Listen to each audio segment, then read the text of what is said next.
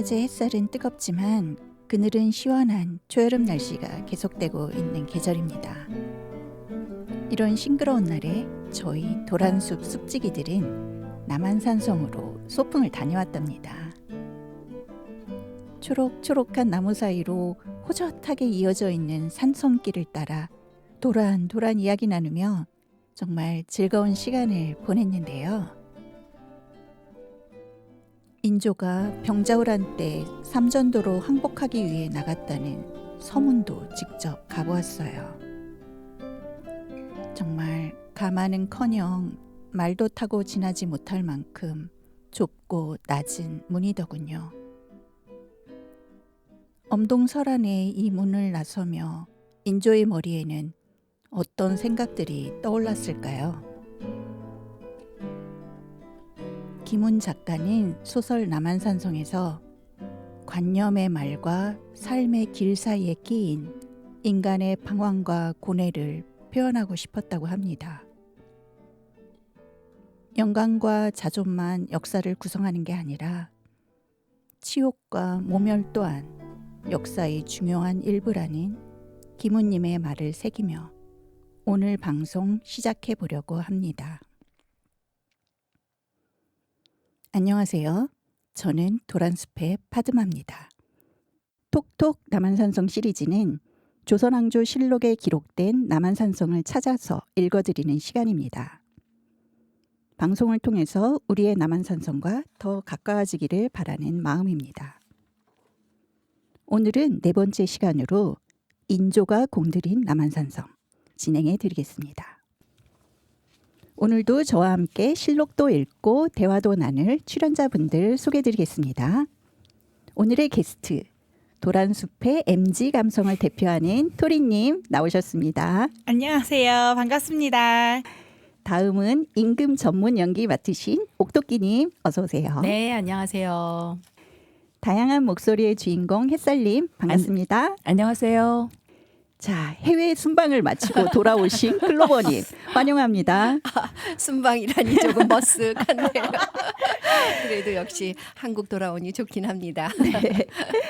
자, 저번 시간까지 선조부터 광해군과 인조임금 초반까지의 남한산성에 대한 기나긴 논의 과정을 살펴보았고요. 오늘은 드디어 인조가 남한산성을 본격적으로 수리 증축할 결심을 세우고 추진해 나가는 과정 지켜보겠습니다.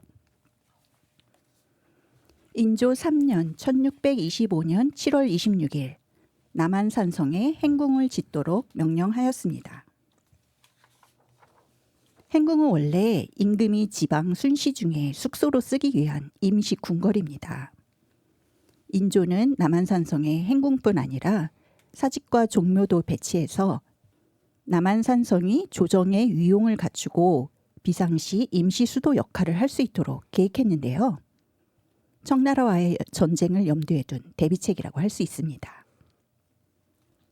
왕명을 받고 약 열흘 뒤인 1625년 8월 6일 도채찰사 장만이 남한산성의 수리 증축 실행 방안을 보고하면서 건축은 본격적으로 추진됩니다. 같은 해 9월 4일 특진관 이서가 군사용 무기로 사멸총과 조총 등을 만들 것을 건의하였습니다.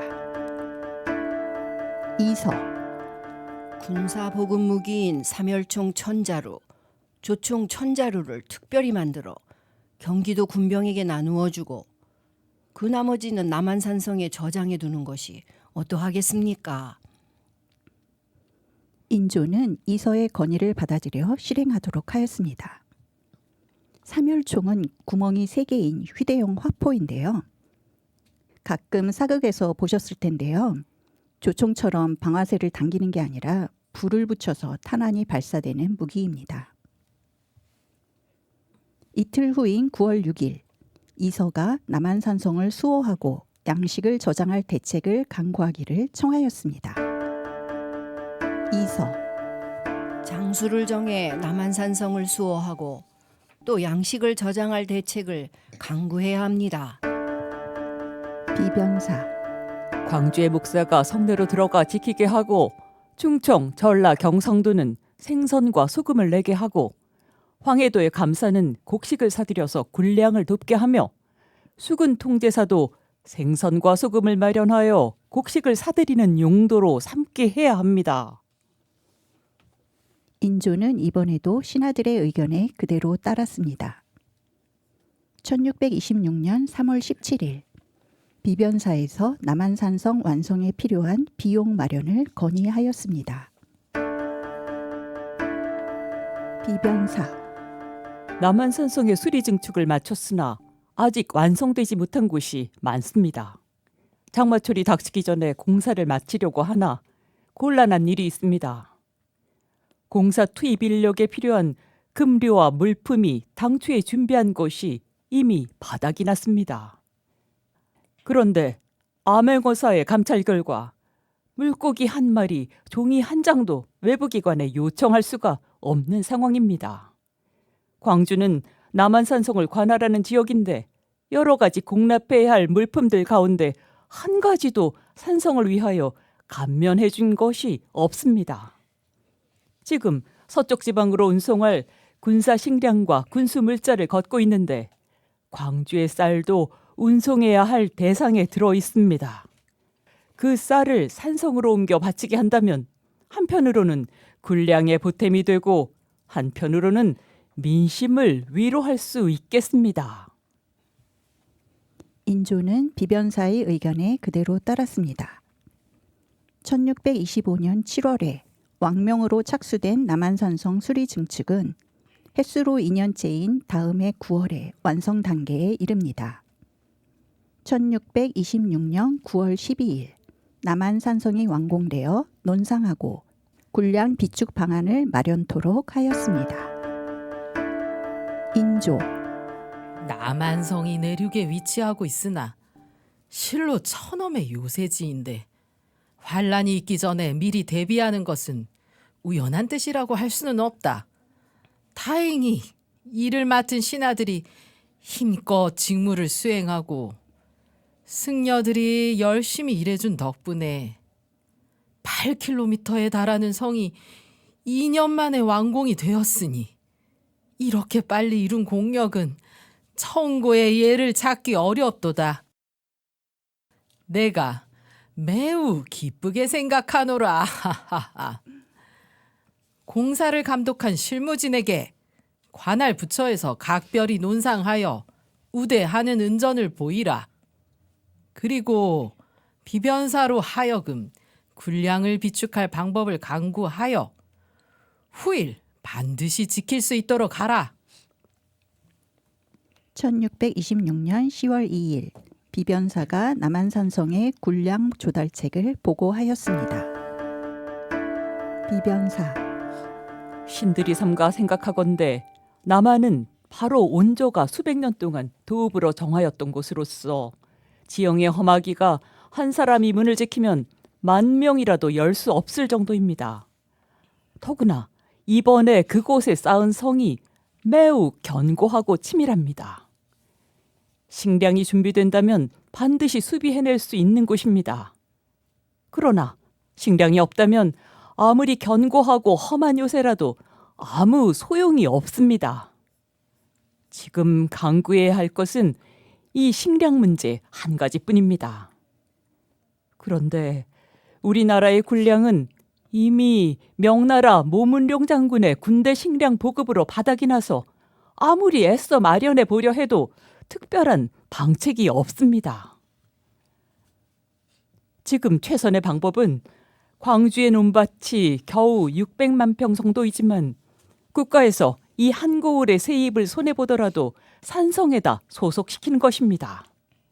농지세와 전시특별세, 모문룡 군대 군량미 배정분량과 대동법 시행기관인 선해청의 공물 등을 모두 산성에다 비축하도록 한다면 몇 년 뒤에는 어느 정도의 모양이 갖추어질 것입니다. 신들의 계책으로는 이보다 나은 것이 없습니다. 이 밖에 조처할 계책에 대해서는 총용사 이서로 하여금 다시 검토한 후 보고하도록 하는 것이 합당하겠습니다. 인조는 이번에도 비변사의 의견에 그대로 따랐습니다. 반정으로 추대되어 국왕이 된 인조는 군주로서의 결단력이나 카리스마보다는 신하들의 논의와 합의를 존중하는 정치를 펴나간 것으로 보입니다. 1626년 12월 16일 삼남 도검찰사 심기원이 남한산성의 둔전 설치를 위해 윤조원을 기용하자고 제안하였습니다. 심기원: 남한산성을 수비하고 방어하는 일에는 식량을 비축하는 곳이 가장 급합니다. 그런데 신이 직임을 받은 이후로 밤낮으로 생각해도 적절한 계책이 없습니다. 반드시 특단의 대책이 있은 뒤에야 효과를 볼 수 있을 것입니다. 그 대책이라는 것은 어장과 염전세 징수, 무역 판매 수익, 그리고 군수용 토지와 둔전 설치 등의 몇 가지에 벗어나지 않습니다. 그 중에서도 둔전 설치가 절실한 것인데 적임자를 얻지 못하여 적절한 조치를 하지 못한다면 이익보다 해가 더 많을 것이니 처음부터 적임자를 잘 가리지 않으면 안 됩니다. 삼가 들으니 이전에 중추부 동지관직에 있던 윤조원이라는 자가 재주가 있으며 농사에 밝고 재물을 생산하는 방도에도 환하다고 합니다. 지금 단계에서는 이 같은 사람이 꼭 필요합니다. 다만 윤조원이 지금 관직에서 물러나 충청도 제천에 있으니 병조로 하여금 직책을 주어 올라오도록 재촉하게 하는 것이 좋겠습니다. 인조는 심기원의 의견에 그대로 따랐습니다. 윤조원이라는 분은 조선시대 둔전 전문가로 알려져 있는데요. 전라도 곡창지대인 전주지방의 수로를 5일 만에 개통시킨 탁월한 수완을 발휘했다고 합니다. 이렇게 해서 남한산성의 수리 증축은 완료되고 이제 군수 물품을 비축하여 전쟁에 대비하는 일이 남았는데요. 이 즈음 중국과의 국제정세는 어떻게 돌아가는지 토리님에게 정리 부탁드릴게요. 1623년 인조 반정으로 권력을 잡은 서인 세력은 대중국 정책을 180도 바꿉니다. 친명배금, 즉 명나라는 받들고 여준족이 세운 후금은 오랑캐라고 하여 배척하는 정책을 내세우면서 후금과의 관계가 소원해졌죠. 네, 후금은 1636년에 국호를 청나라로 바꾸니까 인조 초기에는 아직 후금 시대인 거죠. 인조가 강화도나 남한산성 방위태세를 강화한 것도 후금과의 일전에 대비하는 차원이었죠. 더구나 인조 반정에 참여한 후 농공행상에 불만을 품은 이괄의 난이 일어나서 전국이 더욱 어수선해졌지요.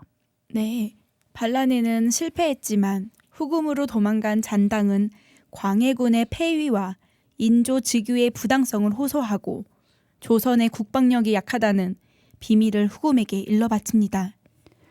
그러잖아도 명나라 장군 모문룡이 요동지방에서 후금에 패한 후 조선 땅으로 도망쳐 왔는데 조선 정부에서 거처할 땅을 내주고 재정 지원도 했지요. 정말 대놓고 후금을 자극했다고 보이는데요. 1627년 2월 말 후금의 2대 집권자인 홍타이지는 광해군 폐위를 명분으로 군사 3만 명을 동원하여 조선을 침입하게 합니다. 바로 정묘호란인데요.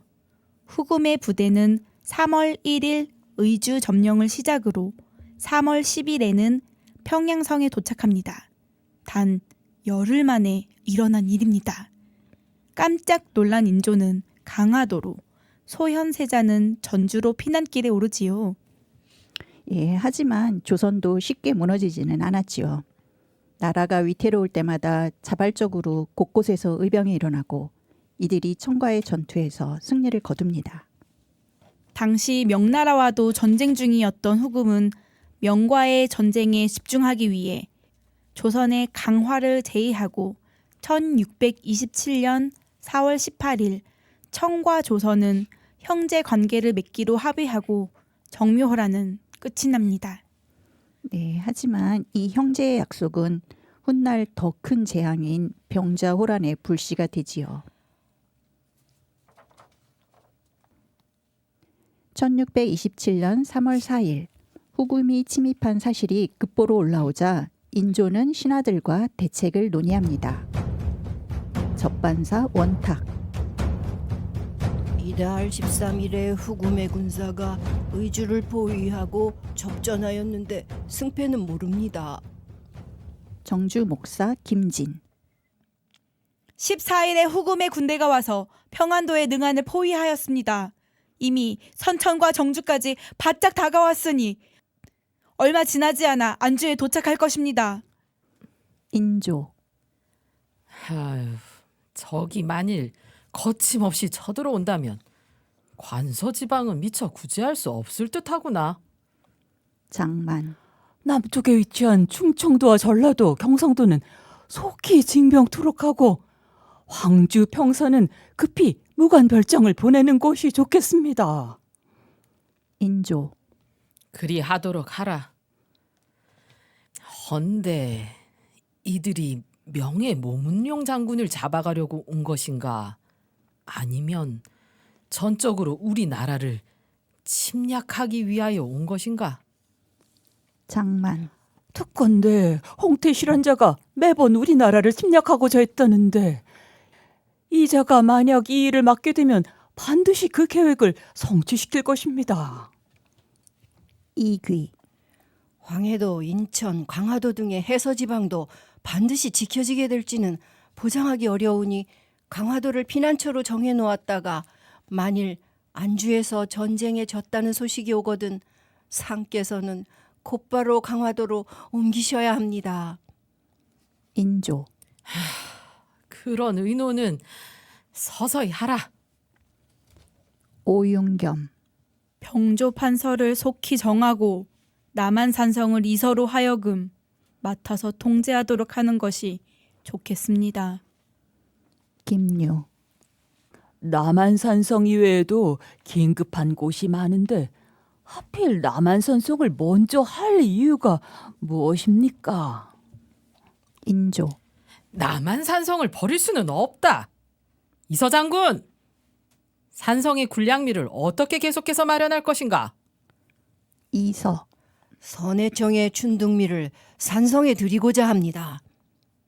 윤방. 임진강은 수심이 얕은 곳이 많아서 수비하기가 쉽지 않습니다만 도성에 가까우니 어찌 포기하고 수비하지 않을 수 있겠습니까? 심기원. 신의 생각에는 경기의 군사와 훈련도감의 군사로 하여금 힘을 합해 임진강을 수비하게 했으면 합니다. 결국 후금이 쳐들어와서 전쟁이 시작됐습니다. 실록을 읽으니 인조와 신하들의 전쟁 보고 받는 모습, 대처 방안을 협의하는 모습들이 긴박하게 펼쳐지는 것 같아요. 남한산성은 이제 겨우 건축이 완성되고 아직 군량미나 군수품 저장 시스템을 갖추기 전인데 어떻게 후금과의 전쟁을 치를지 걱정입니다. 그래도 인조는 남한산성에 행궁을 설치하고 강화도와 남한산성을 수도권 방위 요새로 활용하려고 하는데요.